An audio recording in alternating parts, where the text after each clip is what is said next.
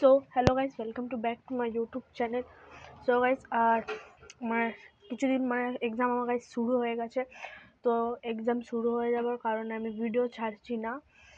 আর আজকে আমি একটা করতে চলেছি, হচ্ছে একটা আমি স্টিক দিয়ে হেলিকপ্টার বানিয়েছি, যেটা হচ্ছে গাইস এটা বানিয়েছি। এটা হচ্ছে আমি মাটির ভেতরে মাটির ভেতরে রেখে দেবো। আর তারপর গাইস দেখবো 1 মাস পর কি হয়।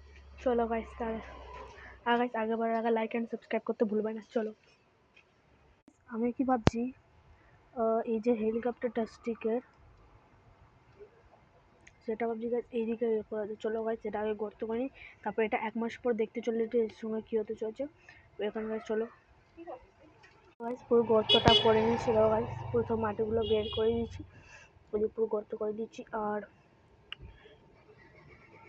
এবার যে হেলিকপ্টারটা আছে এখানে এবার দেবো। একটু জায়গা লাগবে, একটু মাটি পাথর দিয়ে করছি।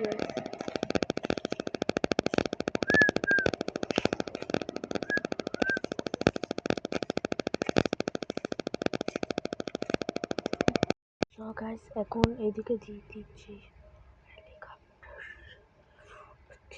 মাটি দিয়ে দিই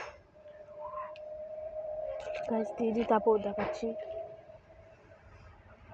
পুরো গর্ত করে দেওয়ার পর গাইস হেলিকপ্টারটা দিয়ে দিচ্ছি। আর একটু গাইস পুরো গর্ত করে দিচ্ছি। আর গাইস একটু মাটি দিতে হবে, তার উপর দিয়ে ঠিক হয়ে যাবে।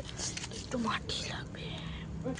হ্যাঁ গাইস, পুরো গর্ত মতো করে নিচ্ছি, পুরো একদম ঠিক হয়ে গেছে। গাইস দেখো, হেলিকপ্টার তো দেখা যাচ্ছে, আর একটু দেখা যাচ্ছে।